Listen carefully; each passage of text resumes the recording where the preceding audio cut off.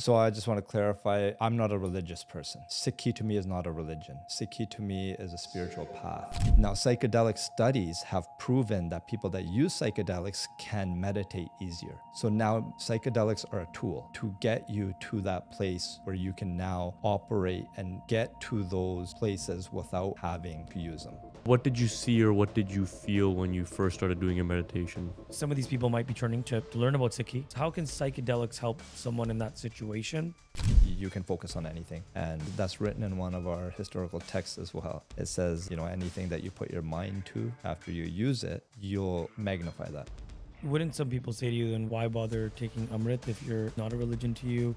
And is there anything you would want to say to people that have had negative experiences with psychedelics, right? Because obviously people say, oh, it's such a bad trip. Fuck this shit. I don't want anyone to try this at all, right? What would you want to say to these people? So do you consume cannabis then? I do. And some people would say that's wild, right? Some people would, yeah. So what's your response to that? My response is... That's deep.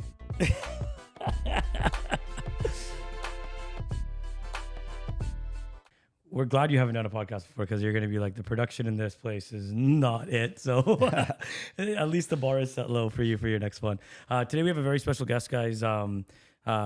Goes by the beautiful name of Raj. Love that name. You never know. You never know why. And you also go by the name of Sikhadelics on Instagram. Yes. Do you want to introduce yourself, I guess, for anyone listening? Who are you? So I'm Raj, short for Raj Kamal, and Charth Singh is my Amrit name, given to me by the Panth when I took Amrit. And I started Sikhadelic Healing 2 years ago, and it's been quite the journey since. Okay, cool. You said you get you get a different name when you take Amrit? I actually didn't know that. Yes, you do. You knew that, I guess, already. I didn't know that. It's the first I knew. Yeah. Is that everyone does that, or is that a special thing? Well, here they ask if you would like a new name when you take Amrit, but the original Maryada, which is the code, is that they don't ask you. They just give it to you when you take Amrit. And it's not like they change your legal name. It's just the name that you go by in the Panth. What's the purpose of this? It's when Guru Gobind Singh Ji gave the Panj Pyare Amrit the first time, they gave them new names as well. Interesting. Yeah, so that's where the name Singh comes from, right? People weren't born with the name Singh back then. Even me, I didn't have Singh in my legal name when I was born. So how long ago did you take Amrit? 2013. So 12 years ago? Yes.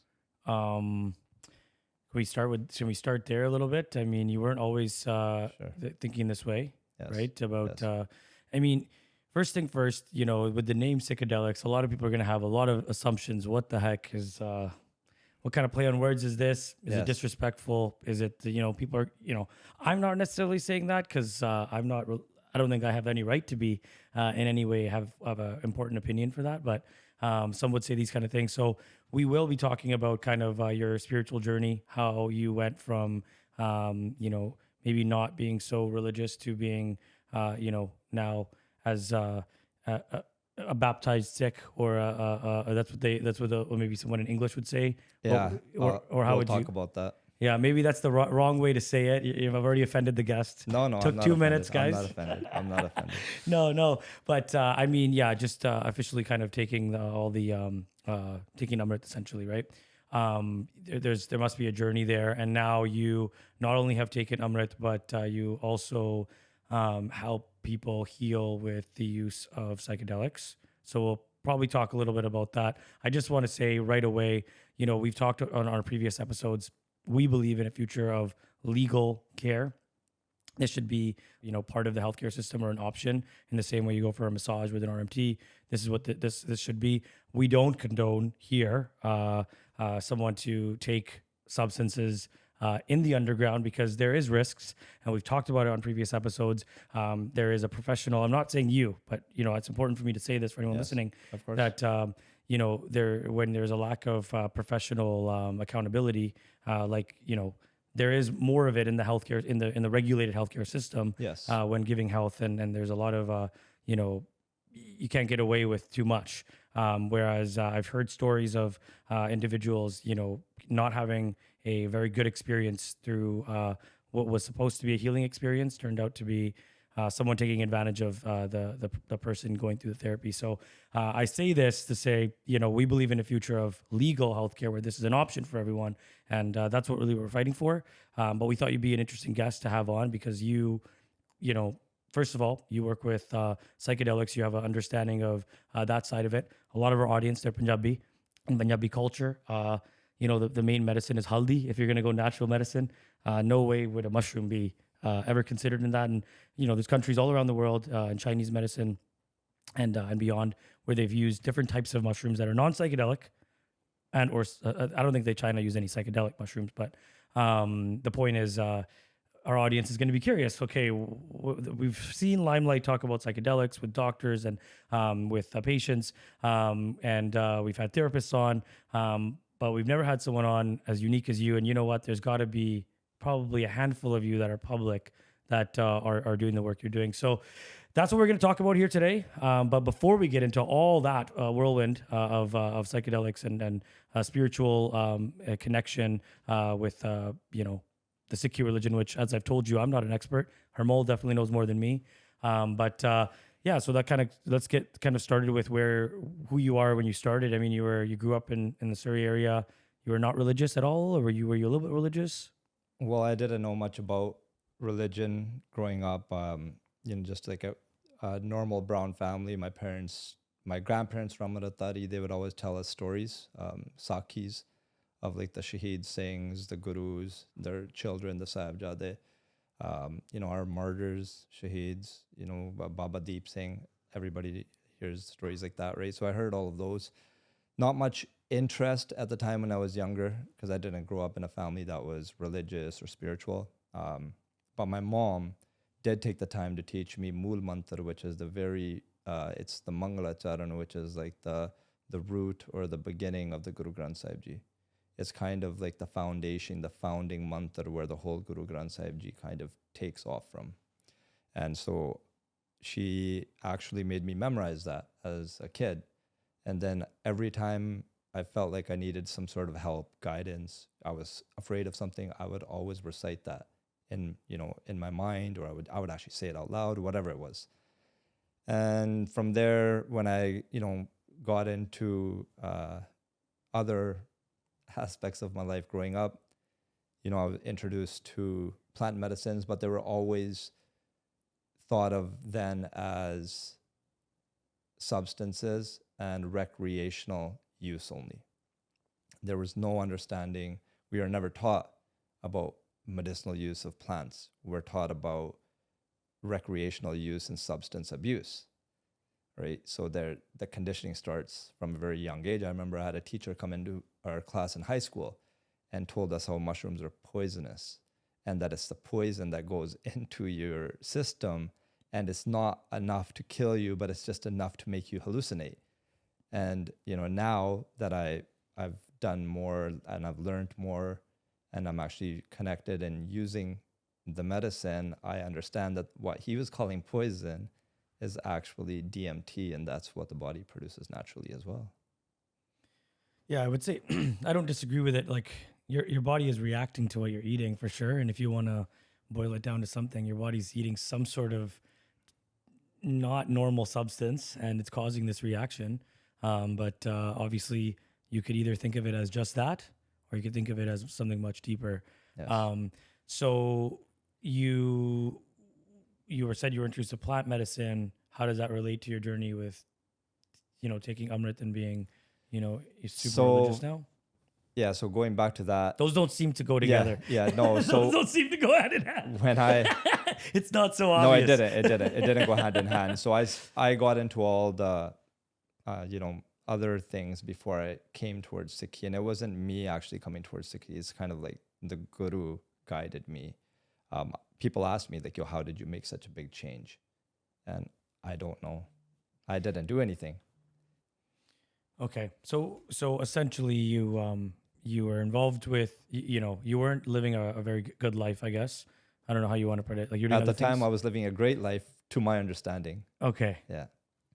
You basically, got you to turn to Like, was it a certain day? Was there one moment that led to it? Was it weeks and weeks of thought about, hey, I need to change my life?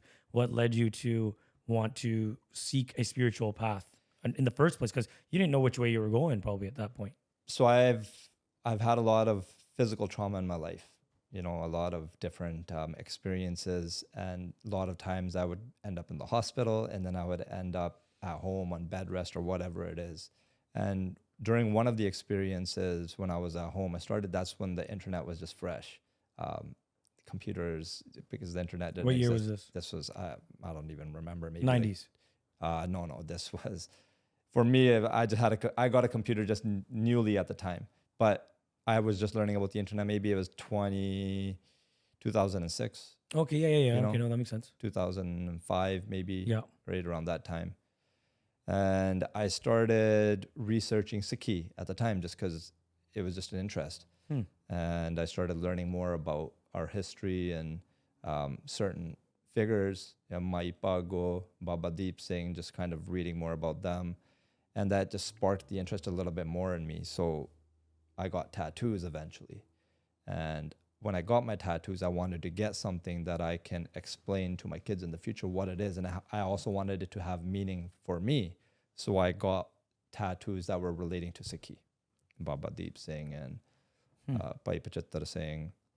So those tattoos I got because, you know, I had the respect, I had the love, but I didn't understand the actual spiritual side of it. But I had respect for the imagery and the stories and the sacrifices that our people made.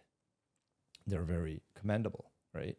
So that led me to eventually, one year we went to India to go party, maybe like 6-7 of us friends. And, we were rocking it, like Bombay, Delhi, all the clubs. And a couple of us, when you're partying, some guys don't like waking up early in the morning and some guys just naturally just do, right? But we took one of our friends' uncles with us. And, he's like, he went after 18 years and he's like, I want to go and actually see India. I don't want to just sit in the house with you guys until you guys wake up at 4 p.m., right? So we literally woke up and we grabbed uncle and we're like, okay, let's go. We went out to Kamar Mandi, which is like a bazaar in Ludhiana. And when we were there, some guy passed us a flyer. And the flyer, I read it, and it just had all the historical gurudwaras in the Ludhiana area. And I was like, this is sick. And it was like explaining like the history behind each one. So I just go to buddies that I was with and uncle, I go, hey, uncle, tomorrow morning we're going to wake up and let's go to these gurudwara. And they were like, sure, let's do it. So the next morning we woke up, sure thing, we went to the gurudwara. The first gurudwara we walked into had like this very humble experience where a Baba came up to us and he was just very genuine, very like full of love. Like there was like no greed. There was like no slimy, Energy, he had no intention. Yeah. He had no ill intentions. It was just that you can tell he was just so genuinely full of love, the way he was speaking to us. And it kind of hit me. And then the last Gurdwara we went to, when we went there, with the Gyani saying like, okay, before you guys leave, make sure you guys come have some dod, right, some milk. And we were like, okay, sure. So he brings us into this room and he sits us down and he goes to me, he goes, Punjabi pad lenne, like, do you read Gurbani? And I'm like, no, I'm like, I can't read Punjabi, right? And I was being like, my intention was, I was trying to be a smart ass, right? Like, oh, I can't read Punjabi, so I can't read Gurbani. And he was, very well-educated guy. He knew, he's like, okay, well, his response was, nowadays you can get it in English. Like, it's Romanized. Yeah. Right? So you can read the Punjabi in English letters. And it was like a slap. It felt like a slap. Like he put me in my place and I felt it. I was like, fuck, like, like. But he was just said it nicely, right? Yeah. He just was saying it, but you felt guilty that you didn't Exactly. know it, basically. Yeah, I felt the guilt. You felt it. Yeah, I felt like almost like ashamed, like I was trying to make a smart remark and he kind of, it hit me like a slap, his response. And I was like, he's right. He's like, I can fucking read it. I'm pretty much choosing not to. And at that point, he gave me a little flash drive. And the flash drive, he's like, this has katha of Gyani Thakur Singh Patiale wale on it. And he's like, Punjabi ta tusi bol lena. He's like, tusi samjh vi lende homonge. And I'm like, yeah. So he's like, enu sunaya karo. So I literally, my mom was in India at the time too. So I go back to my parent and give my mom the flash drive. I'm like, hey mom, hold on to this. She's looking at me. She's like, what the fuck is this? Right. And she's thinking it's like some sort of like money laundering situation because of what I was involved in at the time, right? And she's just like, what is this, right? And I'm like, it's pot. And she's like, don't fucking lie to me, right? She's like, Don't use and pot I'm like like, that. Yeah. I'm like, no, I'm like, really, it's pot. And she's like, and my mom's, she's a very strong lady, and she was not having it. She's like, don't lie to me, right? Then I'm like, just listen. I'm like, don't lose it. I'll come grab it from you before I leave. And she literally held on to it. And before I left, came back to Surrey, I grabbed it from her and I came back, started listening to it. And that's when I started learning. I knew nothing about like meditation, about waking up before sunrise, like Amrit Vela. I knew none of these things. And I started just Googling online how to meditate, what's Amrit Vela, and just started researching and learning. And then, I'm like, you know what, let's try this. So I woke up the next morning, Amrit Vela, which is a few hours before sunrise, and I tried to meditate. Didn't seem too hard, and I just tried. I couldn't sit cross-legged at the time because I was like a gym guy and just like all the regular Can you guys, sit cross-legged?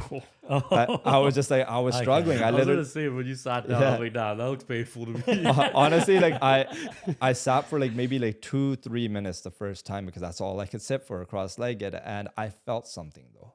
I felt something when I was meditating, and it felt good. It felt amazing. It was like just some sort of peace or bliss, and I started doing it every day. After that, every day I'd wake up, and same time, because I was self-employed, I didn't have to worry about work or money or any of that stuff. So I was just doing this every day, and eventually I built it up. I was sitting for, I think like after about 8 months, I was sitting for almost 3 hours in the morning and going into deep meditation and experiencing all types of things that, people wouldn't experience. And those are the types of levels we were talking about before, where psychedelics can take you. You can reach those through deep meditation as well. Were you searching for something that you weren't happy before this? That's why you started doing this every day? Was it because you felt guilty because of that conversation, or was it something else? Like, no, it was the feeling that I got. It was like the first time you did it. The first time I did it, it was like the sense of peace, and it was something I've never felt before in my life, and it felt good. So I wanted to keep feeling it.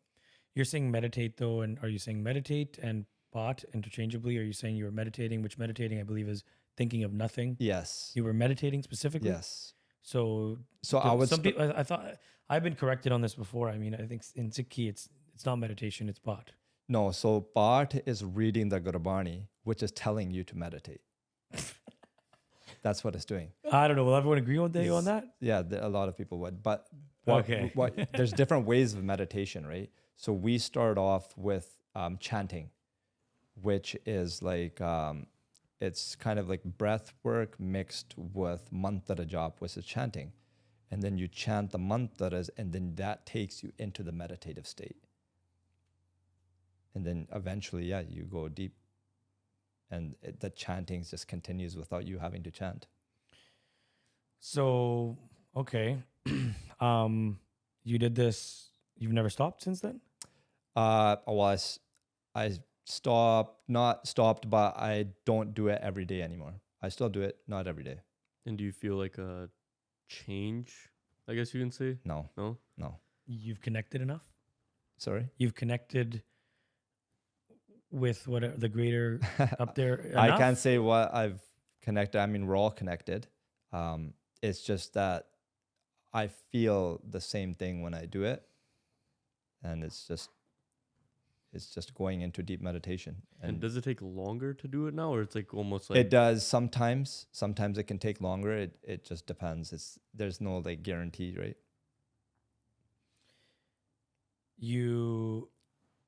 Then why do you? So someone I talked to recently. Yeah. Who is also taking Amrit. Yes. In their adult age. Yes. Shared with me that there's no need for psychedelics because of your point. Yes. Hey, Raj, I understand what you're saying, how psychedelics can help have this, great stress relief and a lot of anxiety relief. But you can get the same result with pot or, connecting to Sikhi. Yes. So why do you differ from that perspective? Which I think most people would say that have taken Amrit. They would say, you don't need anything else. You don't need anything else. You just need that. And to those people that are able to do that too, that's I believe that they are able to connect. But I have not taken Amrit. I don't plan to take Amrit, but I do believe in living a life of meaning and rooted with like respectful values and stuff, which I think aligned a lot with as I learned more about Sikhi. Where are you on the chart here of people saying, anti any sort of mind altering substance, and the people like yourself that are open to it? Why are you open to it? So I just want to clarify, I'm not a religious person. Sikhi to me is not a religion. Sikhi to me is a spiritual path. So that is one thing that needs to be clear. The way I interpret Sikhi is that Guru Nanak Dev Ji basically came to abolish religion. They were saying na koi Hindu na Musliman, right? They were saying Allah haram ke pind pran, which means that some people call God Allah, some people call God Ram. That God is everybody's God. And that's who my life, my body, my breath is a sacrifice to that God. So there's no such thing. Like the term religion is kind of just created, I will say, by the colonizers, and it's kind of just created more division. Whereas in Guru Nanak Dev Ji was saying we're all human beings. Okay. Now Sikhi has become a religion, but I don't believe it ever was a religion, because it's teaching us everybody is one. The very first word in Gurbani is ik. Everything is one. There is no other. It starts and ends with one. Everything is one. There's nothing else. It's all one. The whole universe. We're all energy. And now science has proven this. Everything is energy. Energy can't be destroyed. I'm energy. You're energy. Everything is energy. The planets, the solar system, everything is energy. It can't be destroyed, but it can be transformed. Now, back to your question about psychedelics. Yes, you don't need psychedelics, but not everybody can meditate because of their traumas, their conditioning, and how their mind has been formed. Okay. Now, psychedelic studies have proven that people that use psychedelics can meditate easier. Okay. So now psychedelics are a tool. Open the door. It's just a tool to get you to that place where you can now operate and get to those places without having to use them. It's not like you use psychedelics and you keep using them for the rest of your life. It's not like protein powder where I'm gonna take psychedelics every day and I'm gonna keep using them. No, you use psychedelics as a medicine, just like everything else. It's a medicine. Wouldn't some people say to you, then why bother taking Amrit if it's not a religion to you? I'm asking you, I'm also asking out of curiosity, if I said, hey, to me, and by the way, you're saying Sikhi to you is not a religion. Yes. You're not saying that Sikhi is not a religion, yes. right? Let's make sure that's clear for the audience. Yes. Secondly, if I was to say, hey, Sikhi, I'm on a spiritual path and I'm, what everyone says these days is I'm spiritual, I'm not religious or whatever. People will say, okay, cool. Yeah. Cool. You say that, they're going to say, well, you've taken Amrit. Were you this side or that side? So why take Amrit then? So Amrit is actually initiation into the Guru's army. We're an army. Khalsa Akal Purkh Ki Fauj. That's what it is. It's not a baptism. People will use baptism as a comparison because it's the closest thing to Christianity or Catholic, the religions. So we compare and we try to make something that's similar. But no, it's not a baptism. Taking Amrit is not a baptism. Taking Amrit is an initiation into Guru Gobind Singh Ji's army. That's why we get the Kirpan. It's a Shastra that Guru Gobind Singh Ji gave us.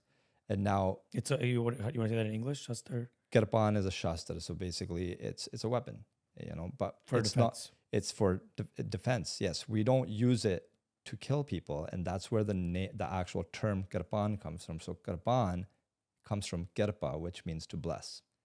So when the Gurus were fighting, they weren't killing people, they were destroying ego. They're blessing the soul by destroying the ego, because every person that they fought, if you read the history, they were egotistical people who were kind of fighting for money, land, greed, right? They wanted, the Muslims at the time were trying to forcefully convert the Hindus to Islam, and the Gurus were destroying that ego and saying, no, we're free to choose our path. Guru Nanak Dev Ji didn't put on the janu when the Brahmin and the family was forcefully trying to make them put it on. And then Guru Tegh Bahadur gave their life for that same janu. So you see the polarity? Guru Nanak Dev Ji didn't put it on forcefully. Guru Tegh Bahadur didn't let them take it off forcefully, because the whole point is the freedom to choose. You've heard all this? So this is consensus of... This is our history. This is the consensus. This is our history. It's just history. No. But I'm saying I believe you. Yeah. I want to believe you.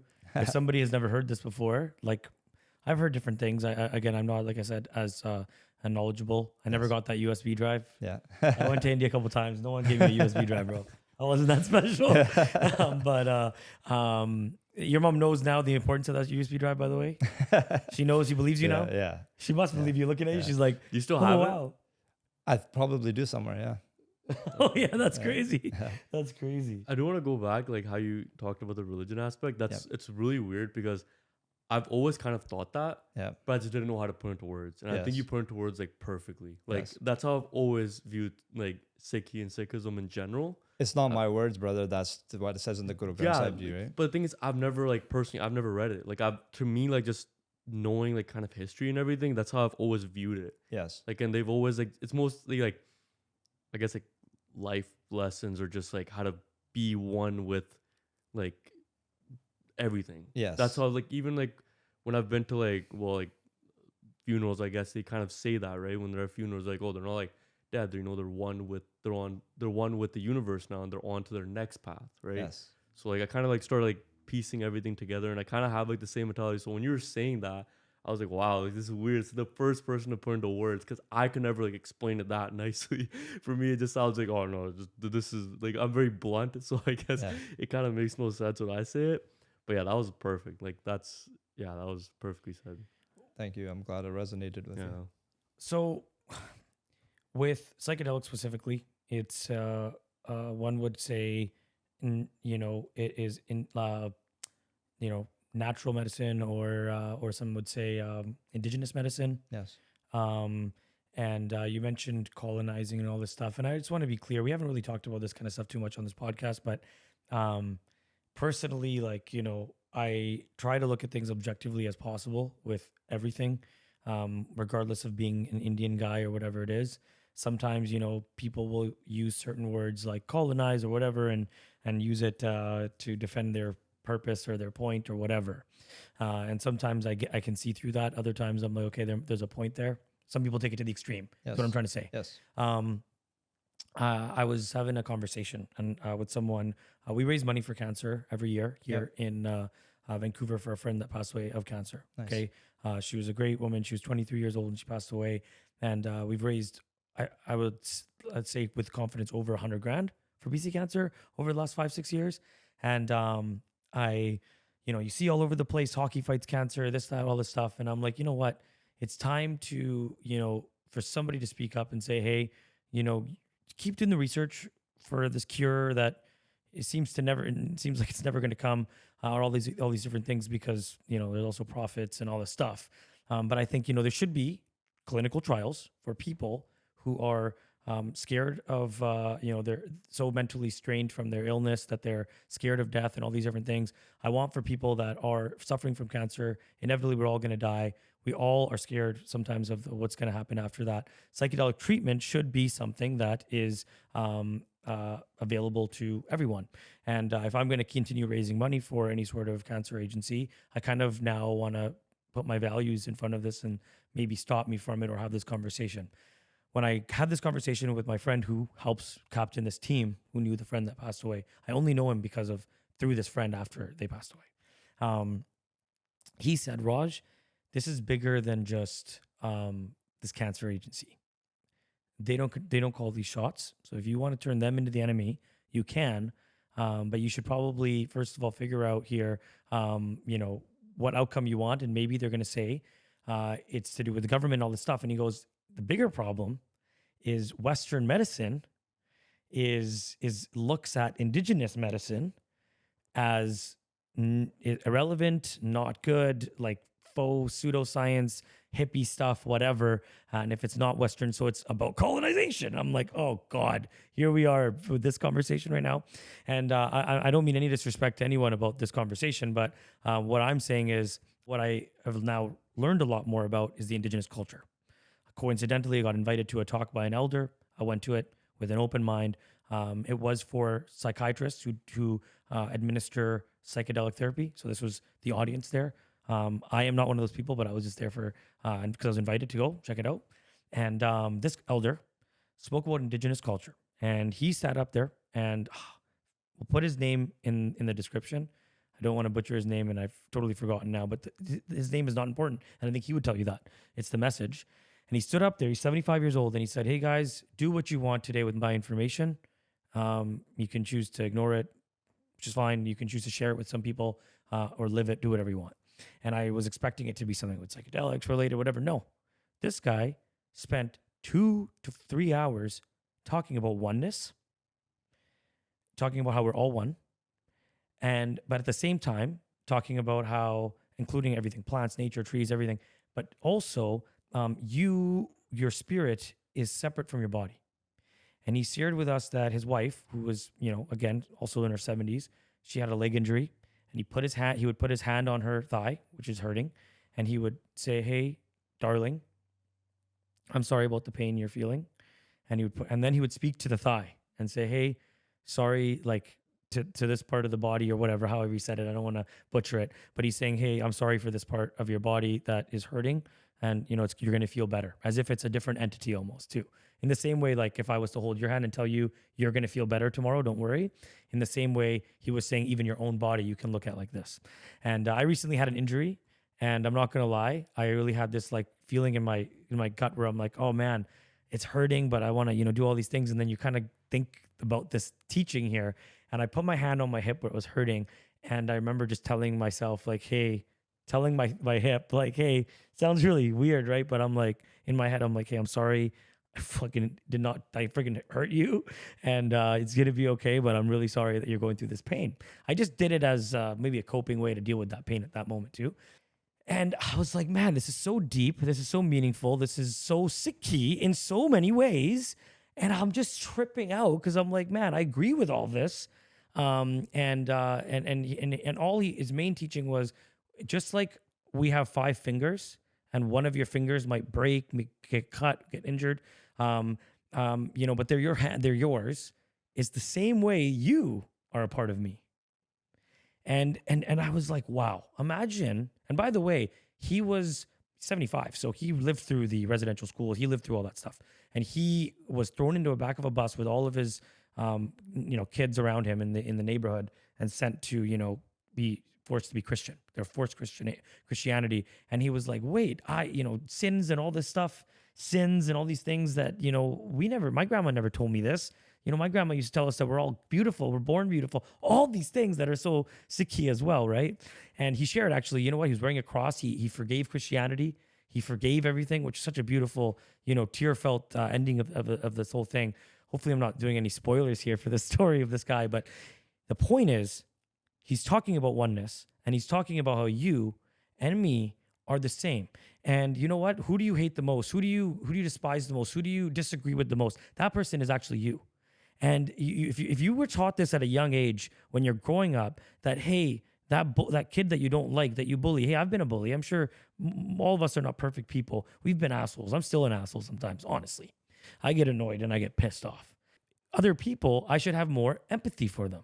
Imagine if we were born and raised, sure, we'd still be assholes. We'd still have bullies. We'd still have the usual. But imagine as you grew older, you believed in everyone is you. These immigrants that you hate, it's you. The white people that you hate, that's you. The whatever person that cut you off on the highway, that's you, actually. So what are your thoughts on all this stuff, and how does it relate to Sikhi in your eyes, as someone who sees Sikhi in a different way too? Because some people would say Sikhi says the guy I recently spoke with, again, says indigenous stuff, some of it's a little like hip, like weird, like, or not weird, unbelievable and hippie kind of thing. So what are your thoughts on everything I shared? So I'll just share it's written in the Guru Granth Sahib Ji by Guru Nanak Dev Ji. Okay, and it'll put everything you said into one phrase. Okay, Guru Nanak Dev Ji, what they teach us is Sagar meh boond, boond meh sagar. So Sagar is the ocean and boond is a drop. Okay, so Sagar meh boond. So within the ocean is the drop. Boond meh sagar, and within the drop is the ocean. Kavan bujai bid jana, which means that once the darkness dispels, you understand this. So what that means is our soul is a drop of the ocean, and the ocean is the universe. It's all energy. Our souls are energy. When we die, the body just becomes the elements again. Dirt, earth, ether, fire, metal, water. So that's what everything is made of, is the elements, right? So our body becomes the elements. Soul is the energy, right?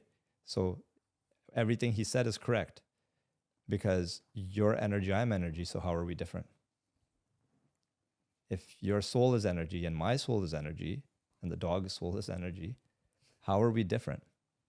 We're all a part of the same universe, right? And the universe is the energy. So how are we different? We're not.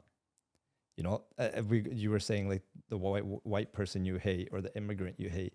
The funny thing is skin color. What is skin color? Skin color is just created by where you are on the planet. The higher you are on the hemisphere, the lighter you are, the closer to the equator, the darker you are. That's it. Some brown guys are, yeah. Like some Asian people's some eyes are only like smaller because the sand from back in the day used to get in their eyes. So Really? Yeah, you could search you know this that? up. I didn't know that, but I mean, so because of that, their eyes were naturally made smaller because there would be sandstorms. yeah. I mean, if It's you weird. look at India, India's Yeah. one country, right? I mean, India's one country. Like Punjabis are light. We're lighter skin because we're closer to the mountain, right? You go further down south, closer to the equator, and they become darker and darker and darker. It's just because where they are. It's not because they're different people. It's not because they're not humans. You know, it's just because where they are on the planet. So yes, everything that indigenous elder said, it resonates with me. And I believe Gurbani shares the same message, and Guru Nanak Dev Ji was sharing the same message, that we're all one, we're all the same. I really hope the Asians, that's like the truth. And I also want to make a remark about your how you were talking about the cancer thing. So going back to plant medicine, about 15, 20 years ago, studies had revealed how cannabis cells destroy cancer cells.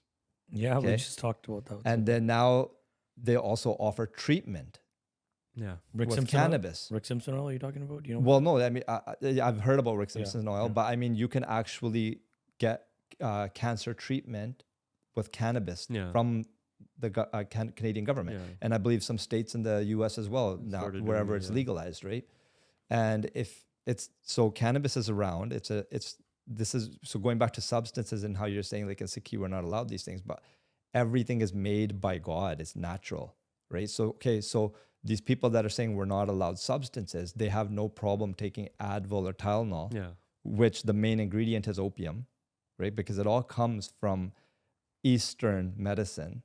Western medicine comes from the indigenous medicines, okay? It all comes from there. That's the root foundation of Western medicine. If you go and look into the ingredients of what's actually in the stuff you're taking.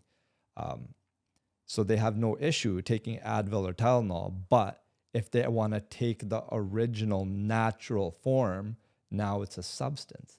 Why is that? Who told them that? Where did that information come from? When were these substances, when were they made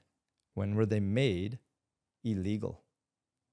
Right? So in the indigenous cultures, and it's not just the American, South American, North American indigenous cultures.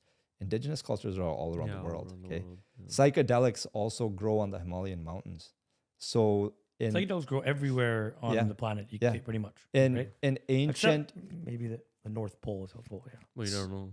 You never know. So, but yeah, but True. in ancient texts, Indian ancient texts, which people will say Sanatan texts, which is the Puranas and stuff like that. So there's one text specifically that mentions soma, which is psychedelics, and how it's like a drink that they make, and it was like an elixir that takes you to God.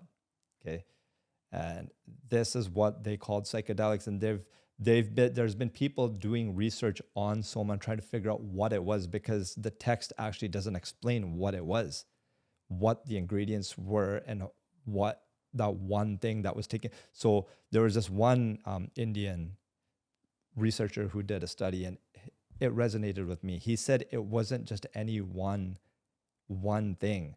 He's like, it could be cannabis, it could be opium, it could be psilocybin because it grows in the Himalayan mountains. It can also be Amanita muscaria, which is a different type of mushroom, which grows in the Arab mountains in like the Afghanistan area and Iran, Syria, those types of areas.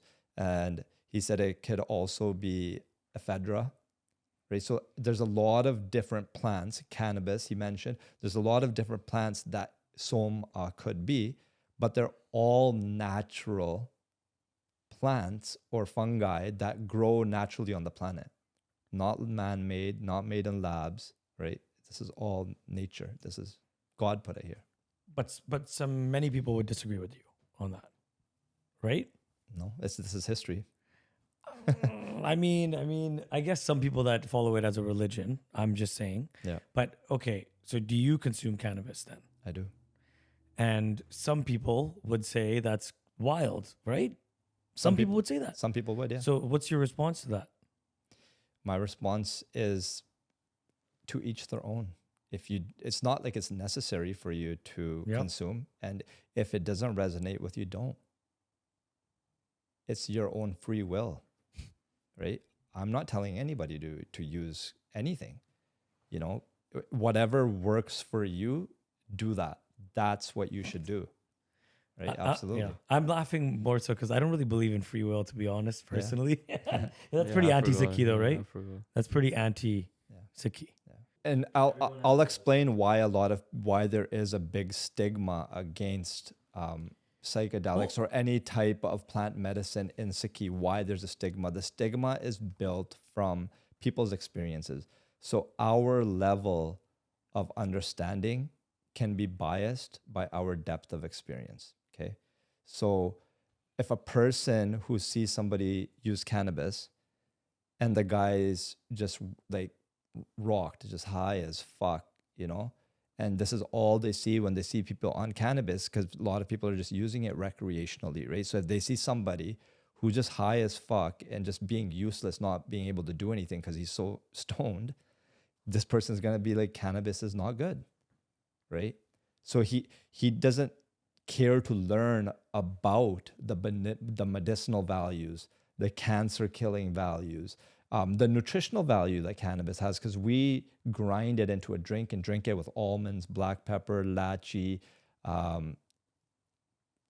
poppy seeds, rose petals, cinnamon goes into it, you know, like, because different times of the year you put different ingredients into it. But there's so much value to it that people don't understand, because now that they've experienced it in a negative way, it's been demonized in their eyes, right? So you can't blame people for their perception, because that's what they've seen. So that's become their experience of it, right? So if somebody one time said, like, let's say I smoked weed before I became a Singh, okay? I smoked weed, and yeah, I was using it recreationally. When I was smoking weed, I just wanted to get high and I just wanted to escape and numb myself. You know, I just wanted to numb myself. I didn't want to be in reality in the present moment. That's why I was doing it. But now, understanding what it is and its value as a plant medicine, it's completely different when I use it now.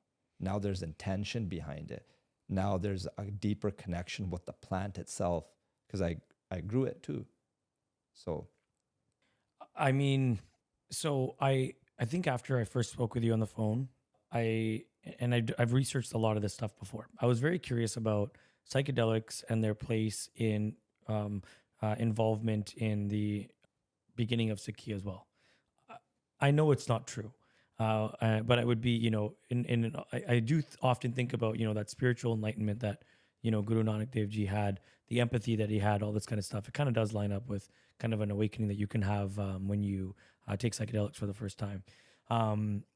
I was on Reddit, which I spend some time on sometimes. Not as much these days as back in the day, but definitely just when I want to search something, see what some real people are talking about. I feel like Reddit's, a place. There's a Sikh subreddit, and on that subreddit, I don't think it was like downvoted a crazy amount. I don't think it was the most popular one, but I searched about cannabis use in that Reddit, and people were saying, "Hey, I connect more with God or our Creator when I take it, and then I pray." Okay, hey, I don't do that, so I'm not going to sit here and say that works or whatever. But I thought of some stuff recently as someone that obviously has consumed cannabis for a long time, and I've taken breaks from it, and I've also noticed the benefits that I can get out of it too. But I will say that you talk to a lot of people, some people, they'll say, "I don't touch that stuff. I tried it. I get too paranoid," or "It's not a good time for me." And those people obviously are fine with drinking alcohol, right?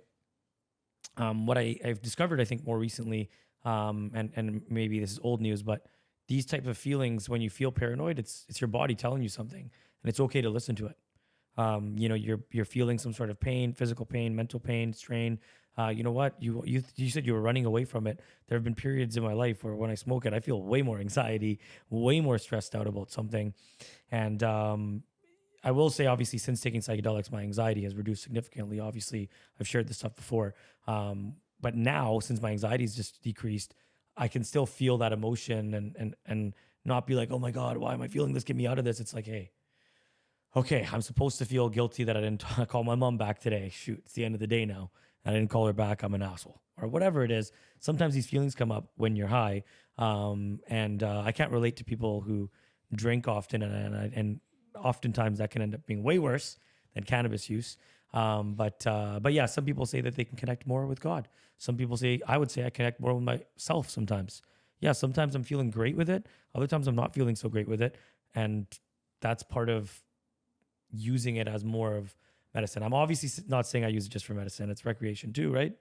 But yeah, any thoughts on that for people that pray and then they connect closer to God and things like that with cannabis? Yeah, so if we look at it as medicine and what it actually does and what the studies have shown, even with cannabis, our body has an endocannabinoid system, okay, which is basically the internet of the body. And it's what sends signals to like different muscle tissues, nervous system, all that stuff is connected through the endocannabinoid system. And you can research about this yourself. This is studies that have been done by people, and it's all available online. Okay. I have a post about it on my page as well. And the endocannabinoid system fires up when you use cannabis. So now all of those cannabinoids are fired up, so the system is fully activated, so your body is communicating at a higher level. So yes, anything that you want to do after the use of cannabis, if it's proportionate to your tolerance, right? Yes, it will be more amplified, I'll say. So if you want to meditate after using cannabis, depending on how you're using it as well, it will be amplified. You can go deeper into meditation with it. And you have. I have. You do. I don't all the time, but I have.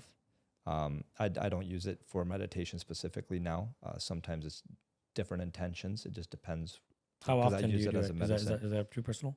No, it's not personal. I don't have a schedule. I listen to my intuition, so I can do it once a week. I can do it twice a week. I can do it once a month. There's really no schedule. It's just I use it as a medicine, so when I feel like I need it. And yeah, once your endocannabinoid system is fired up, you can focus on anything. And it actually, that's written in one of our historical texts as well. It says, anything that you put your mind to after you use it, you'll magnify that. Do you drink alcohol?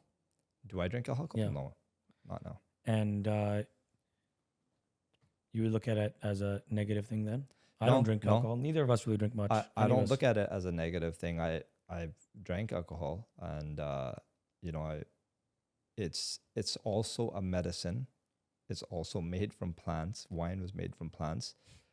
Everything is a medicine, but we don't use it as a medicine, right? We use things to numb or escape, right? We don't use them as medicine. And that's one of the issues. Because of our traumas, we don't want to feel, like you were saying, we don't want to feel our emotions. And we try to numb, and we use different substances. Alcohol is very readily available, very easily accessible. So that's why there's an alcohol abuse problem in our community. Absolutely, absolutely. Let's talk a little bit about the psychedelics and how it relates to opening the door to a spiritual path.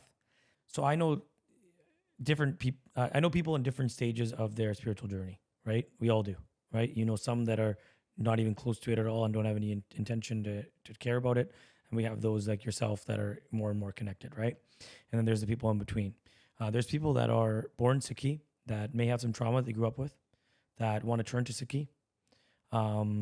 They struggle to meditate because of the trauma, maybe. Could be due to neurodiversity. I think someone with ADHD definitely is going to struggle to meditate more than someone without it. It's harder for someone like me to sit still or Mindy to sit still. Much easier for this guy to sit still. I think Jay, based on your energy, you're similar to that too. Some of these people might be turning to learn about Sikhi. They're struggling to meditate, struggling to they have so much anxiety. They have so much of that stuff built in that they can't figure out how to release it. Maybe they're trying to find a therapist. How can psychedelics help someone in that situation, in your opinion? So psychedelics do a numerous amount of things, strictly to do neurologically. And studies have proven and shown a lot of different outcomes, and different in a positive way more than negative. And you can go online and you can read all the research and studies yourself. So don't just take my word for it and anybody who talks about it. Go do the research yourself. That's what I would tell anybody to do. And that's what I do tell people to do. So you go do the research, and what studies have shown is our brain is a muscle, okay? And a lot of it is dormant, meaning it's not being used, okay? And psychedelic studies have shown that neurologically the brain fires up in a way where people can now go back, and sometimes they're forced to feel the things that we're trying not to feel, okay? They can also relive things that they can't access anymore because the memories are stored in a dormant part of the brain. And there's a lot of energetics involved with it as well. Psychedelics, it's a conscious thing. It's not like you're taking something that's not alive. It's a living being. There's a spirits involved. There's energy involved. It goes deep. It goes deeper than what people just think. It's not. We share 40% of the same DNA. Yeah. With mushrooms. You know that? Yeah, you said it a billion times. I can't get over the fact. Yeah. I still don't get how that works. But 40%. I mean, we also share with a banana as well. No, we don't. Yeah, we do, apparently. We do. Okay, well, eat more bananas. It's not a bad thing. Well, everything, right? Like it goes back to everything is connected. Everything is living, everything is energy, everything is connected. So it just goes back to that. And yes, spiritually, a lot of people that use psychedelics go down or will find spirituality even when they're not looking for it, as opposed to somebody that doesn't. So what forms of spirituality would you say you found? Like besides like obviously like I know like with connecting with God, I believe, or whoever. What did you see or what did you feel when you first started doing your meditation besides peace? So like what did you connect with? You said you connected with something. Like so what did you see? What did you like besides feeling peace? You said peace, so like what else was it? Like when you first started meditating? So I feel when you go deep into meditation, it can take you to different places. But what you connect with is energy, Mhm. the source of energy, which is God, Vaheguru, Akal Purakh, Allah, whatever you want to call it. And do Right. you like visualize like or is your like mind like visualizing stuff when this happens, or is it just like I don't believe it's your mind visualizing. I believe it's a feeling, and you can see it. It's possible to see it. I'm not saying that you will, and it's everybody has different experiences and everybody connects differently. This goes back to knowing our bodies, and that's just a whole nother talk. But yeah, a lot of our ancient technologies from India have been lost, and we've been disconnected from them, like astrology and Ayurveda and all these things. And spirituality is a huge one. That's why it's more religious now than spiritual. More people are looking at things from a religious aspect than a spiritual aspect, especially in Sikhi nowadays. And so when you're experiencing things through meditation, it could be different for everybody. I've seen people go into meditation and faint. Like it looks like they fainted. I don't know what happened, but they're fine. They're still alive, but they literally collapsed, and then they say they went somewhere. With the psychedelics, you mean? No, without Just psychedelics, meditating. just meditating. Like they've collapsed and they said they've gone somewhere and they saw things, and they come back and they tell you, I saw this, right? I saw somebody that died, right? I saw somebody, I saw one of the gurus, and they'll tell you stories, right? And it's just like, I can't say that's not true. And I've experienced a lot of things myself, so that I believe anything is possible. Can you share something that you experienced that would be maybe a profound story for someone to hear here that's listening to you speak today? A profound story. Like something that you experienced with the psychedelics that really, or even mean- without them, just meditation. or even without them, obviously, I guess just with Yeah, with meditation. too. psychedelics, I'm sure. Yeah. Yeah. Is there anything that you would want to share? Well, I mean, I've worked with people who have had profound experiences, said that they saw God. God was talking to them, God was personified. And then they say, some people have said, I don't know if it was God that was talking to me, but somebody was talking to me, some entity was talking to And me. without words. Sorry? So you like without words, just energy, or they're No, actually being they were actually being spoken to, but some have Oh, wow. some have spoken without words. For example, I took part in an ayahuasca ceremony. Mhm. And ayahuasca is a feminine spirit, feminine energy. And, the indigenous cultures, they refer to it as Mother Aya. And so to us, that's translated into Mataji, our feminine energy from our culture and background. So now I was communicating with Mataji or Mother Aya without words, but very clear communication. And it wasn't out loud. It wasn't like I was speaking from my mouth, but internally, she was talking to me and I was listening, and I was talking back and she was listening. Like, it was one of the most profound experiences I've ever had with a psychedelic. That's deep. Have you tried DMT before? I have. And how was that experience? Because there's obviously so much stuff online, like Joe It's Rogan and different. everything. Yeah. So here's the thing. These medicines don't give us what we want. They give us what we need at that time. Mm-hmm.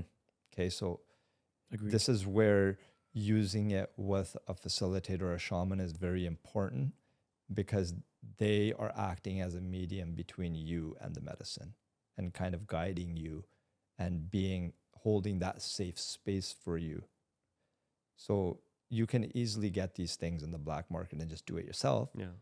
but you don't know what you're doing. Yeah, it's dangerous. And that way, it's and you don't know what to expect, and you don't know how to create a safe space for yourself. You want to do it with somebody who has experience working with the medicine, right? I've done a ceremony. I've taken part in it, but that doesn't mean I can now hold it for you. Yeah. I can't. I wouldn't, right? It's somebody that has experience doing that, who has connected to the medicine. I'm connected more to psilocybin and cannabis very deeply. So I work with them. And is there like anything you would want to say to like people that have had negative kind of experiences with psychedelics, right? Because obviously people say, oh, I had such a bad trip. Like, fuck this shit. I don't want anyone to try this at all, right? So like, what would you want to say to these people? That goes back to what I just said, that the medicine doesn't give you what you want, because a lot of people go into it thinking that, oh, I'm just going to have this great high and I'm going to experience all this amazing stuff. But that's not the case. The medicine is going to give you what you need at the time. And you might need a rude awakening. Mm-hmm. You know, you might need a ego death, right? You might need a good humbling at the time, and some people don't like that. That doesn't feel good. And could you explain like an ego death? 'Cause I want to learn like more about it. Like I know like the general terminology about it, but could you like explain it more? Like if So an ego death, in my words, I would put it as almost dying physically. But not spiritually. And not spiritually, because you can't die spiritually. Almost dying physically, and then coming back to life with like this new sense of awareness, and like that veil of the ego has now been lifted, because you understand that, hey, none of this stuff even matters. Why am I stressing about all these things when none of it even matters? Because now you've seen death. You've seen physical death. You know, it's like somebody who's had a near-death experience. Sometimes they've been in a bad car accident, whatever it is, a shooting, you know, and now they literally, some people have died. Their heart completely stopped beating and they were revived, and they brought them back to life. So now these people literally died and came back to life. And when they come back, they usually come back as different people. They have a new sense of life. That's very comparable to an ego death. and have you felt like you've experienced that in your life? I have. And what did you like besides like the veil? Like what do you feel now, like looking back on it? Is there something that you needed at that time? Of course, it was something. And so for me, Gurbani tells us that everything is a will of God as well. You know, self-will is one thing, right? But self-will is also within the will of God. Mm-hmm. It's all interconnected. So everything happens as it's meant to happen. So an ego death, you know, it just goes back to us understanding that everything is happening as it's meant to happen.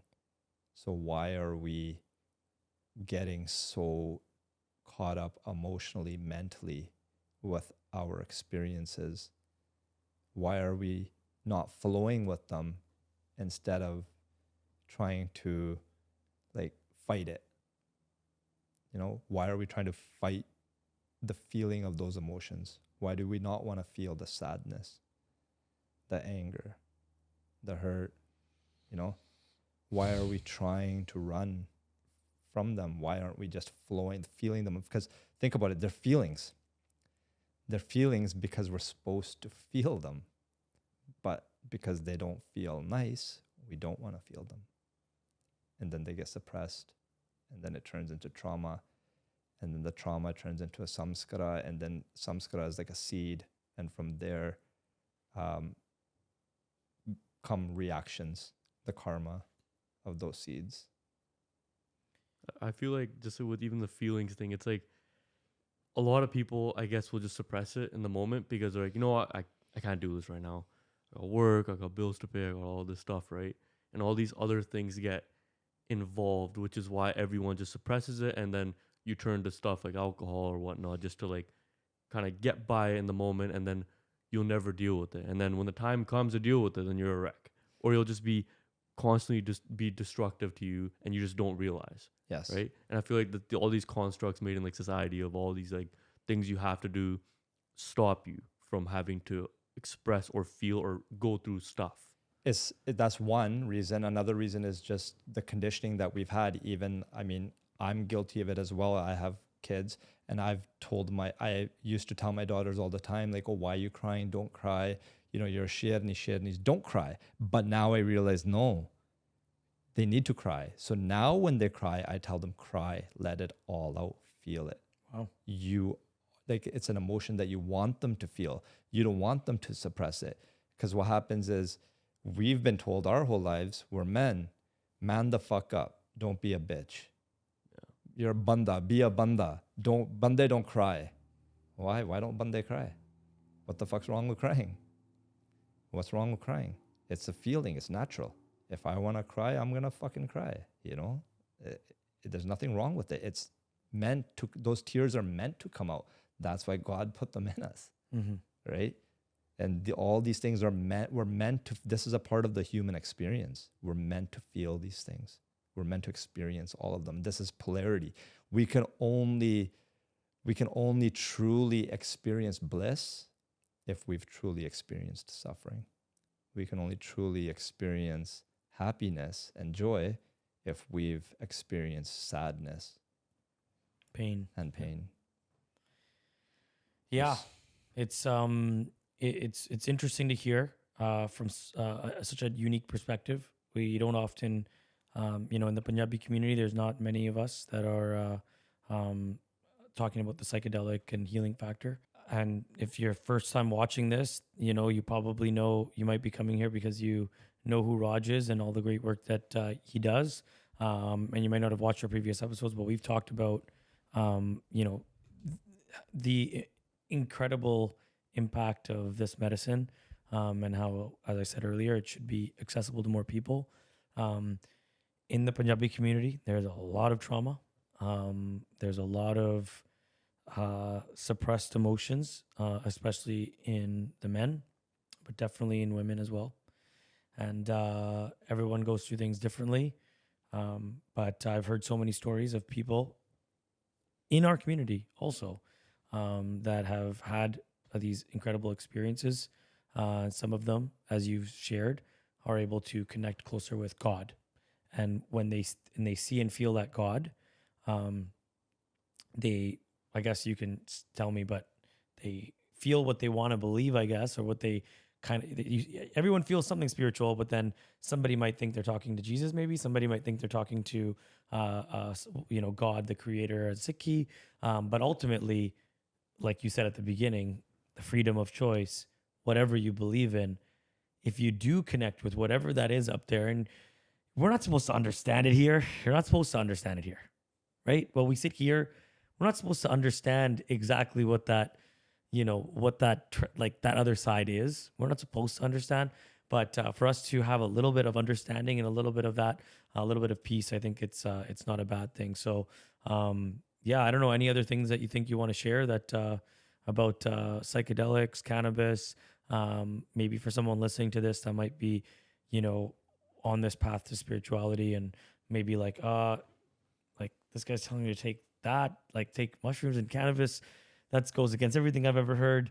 Is there anything that you think that would be an important message for someone listening to this? I think an important message is that nothing is mandatory, and using psychedelics or any type of plant medicine isn't something that you have to do. There's other options, and there are other types of therapies, and there's a lot of people doing a lot of great work out there. You can see counselors, you can see different types of people doing different types of therapy. There's talk therapy, there's somatic therapy. There's so many different, there's like yoga, breath work, so many different things out there available to us. So don't do nothing, right? Don't do nothing because you're afraid of one thing.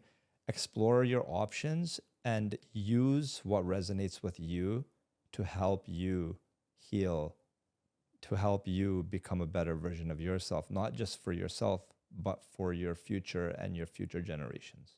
Because trauma now, studies have shown, is passed intergenerationally, right? Epigenetically. And it's also passed through lifetimes as well. It's carried karmically. And Gurbani mentions that as well. So trauma goes deep. So it's not just a trauma that we've accumulated in this lifetime since we were born. Some people bring it with them, with their soul from another lifetime. and it's also passed down from our parents. So think about all the trauma our community has. I mean, this is just our community. Yeah. You know, we had the partition, deep, bro. and let's go back just to the last 100 years. We won't even go back past beyond that. We had the partition, right? Then we had 1984, right? And then we had now like the floods. We had the Kisan Morcha. You know, we've had so many things happen. Yeah. We had our parents coming to a whole different country with nothing, trying to build a life. So now this has led to so many issues because they're so busy working, trying to create a better life for us, where now majority of our aged people have abandonment as a trauma because the parents weren't able to be there for them because they were so busy trying to create this life for their kids, not knowing they didn't do it purposely. So it's just subconsciously it's in us. We don't even know that we have abandonment issues, you know, until you go back and you find them. You go within and find them. But it's there and it's important to be worked on. And, you know, not everybody will. And that's just how it is. Not everybody will get a chance or will want to go within this lifetime. They might, you know, karmically, they might have to wait till the next lifetime. That's just how it is. Would you say that somebody that takes just specifically psychedelics one time, do you think that's enough for some people to kind of launch into the path of, you know, in peace and spirituality? Or is it something that you see from your experience, people generally want to do it on a seasonal or annual basis or things like that? I see benefit personally, probably at the yearly level, at the annual level to, a year and a half is when you really I feel like really good benefit. And then up to 6 months, they say that your brain is still processing the trip. Up to 6 months, you're still making changes up there in the brain subconsciously on a deeper level. So, do you think people should be taking it one time, multiple times, or you see people taking it multiple times? What frequency when it comes to like therapy? So what studies have shown is that it's different for everybody. I should start saying that, eh? No, but you So actually you have have studies to back it up, you know. So, well, they're not my studies. I know, These are studies done by Yeah. credible 100%. universities and you know, institutions around globally. So what the studies have shown is it's different for every person. Some people can do it once and they might not never need to do it again in their life, you know, and some people, they might feel the effects up to 6 months, whereas another person might only feel it for 2. One person can maybe feel the effects up to a year or 10 years. You know, one person might only feel it for a week or 1 day. So that's what study. It's different for everybody. But nobody should be taking this stuff every day. It doesn't work that way. No, it doesn't work That's that not how way, this and works. it's not good to take it every It day doesn't work anyways, like because it won't do anything. But the nice thing is, It's what like I a will- medicine, like you said. You want to take a Tylenol every day, right? But you know what? Some people do. Some You'd be people do, though, surprised. yeah. No, but you know, I don't know about the addiction of what it is with Advil and that kind of stuff with withdrawals. I'm sure there's something, but when it comes to there is, Yeah. I'm sure there is, There because you said it's an opioid or derived from it. But if you take any sort of opioids, you take alcohol, you take any of these types of things. What I'm learning is when it comes to cannabis use, it's not addiction. No, it's not. It is substance use disorder, Yes. which is more to do with the person's psyche than it is to do with the addiction to the substance. Yes. So, you know, very interesting stuff. But alcoholism, opioids, stimulants, things like this kind of stuff that is often prescribed and sometimes needed. You need morphine when you need it. You need to freeze parts of your body when you're going through a surgery. You need some of this stuff, but you don't need it. You know, you shouldn't be taking it for any other situation. And then the same thing applies when it comes to psychedelics. But at least with psychedelics, there isn't even a pathway for you to end up, you know, going to a point where you're harming your family. If anything, the mushrooms will grab you by the throat and scare the hell out of you. And, you know, potentially, if you're abusing it too much, like you said, if they need to teach you that, they'll teach you that you should never touch them again. Yes. And I know people that took it, you know, every day or every week for like a year. And then that last trip was just so sketchy that they're like, oh my God, I'm scared to touch that again. And that was because that's what happens. That's what happens. And so again, we're not here to condone the use of it illegally, but we are personally here advocating for a future where you're going to be able to do this just like you can get yourself some Pepto-Bismol or whatever the fuck, right? So Raj, Sikhadelics. First of all, yeah, any hate for that name? People give you some shit for that name, probably. I mean, there are some people that probably have. We're gonna get. There's gonna be somebody that's gonna comment. Towards There's it. got to be somebody who's gonna say something. But it's not used in like a demonizing way, Of course. right? So It's contradictory. Some people would say psychedelic and psychedelics both go hand in hand because they're both teaching. Where Sikh means Learn. student to learn. But he said earlier, I talked to him before he got here. Yeah. And psychedelics, they teach you. And if some people don't understand the Guru's message after using psychedelics, they definitely will understand it a bit, if not a lot more. And you don't trim your beard? No. You don't cut your hair? No. So for the most part, you follow most of what pretty much, you would say you follow everything. Yes. Exactly. Yes. Right. And some people would say, well, okay, you're doing this thing and this belief. Yeah. But then that's when you get into the nitty gritty where you say, hey, you do you. Yes. I'm doing me. Yes. You are me. I am you. Yes. It's the Spider-Man meme. Yeah. Okay. Well, thank you so much. If do you want to share with people how people can reach you if they want to, Yeah. If anybody resonates with, what they heard today, they can reach out. They can follow Sikhadelic Healing on Instagram, and all the information's on there of how to contact, and you can reach out through Instagram. Otherwise, there's my email is on there as well. You can email if you're not on Instagram. Otherwise, you can Google it and find us on Google as well. How many people around the world do you think are doing what you're doing, are following what you're following, doing it the way you're doing it, that are taking Amrit and involved with psychedelics? Not too many. Do you know of some people around the world? I do know some people. Are you like on a Facebook group with like No, I don't. two users? I Discord? 3 guys? There are some Singhs in the UK that do something similar. Not the same, but similar. And there are people in India that do stuff very similar as well, not the same.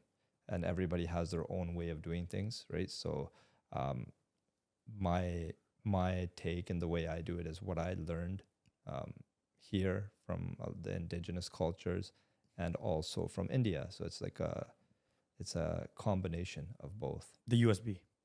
Yeah. The mushroom is also a USB. Yes. It gives you, it's a data transfer. It is a data transfer. It is. Actually, this summer I had a corrupt USB. So I got a data transfer from above, but it was too much. Couldn't understand it. Yeah. That can happen sometimes too. It can. Like the network goes down. Okay, well, hey, thank you so much for sharing, your personal experiences with us and your perspective. We believe, all three of us here at Limelight, we believe in, kind of learning and finding your own path. As you listen today, you might have picked up something that, you want to share with other people, or you might have picked up something that pissed you off. I don't know. But remember, we're all on this journey learning, and I think we learned a lot from your perspective today. So thanks for making the trek out here. Really appreciate having you on the podcast. Yeah, and thank you guys for having me. I appreciate it. And I learned a lot from you guys as well. Thank you. I doubt that. We'll take it. I said like 5 things maybe. No, but you're the man. Thanks so much for joining us today. Thank you. See you guys next week. Thank you.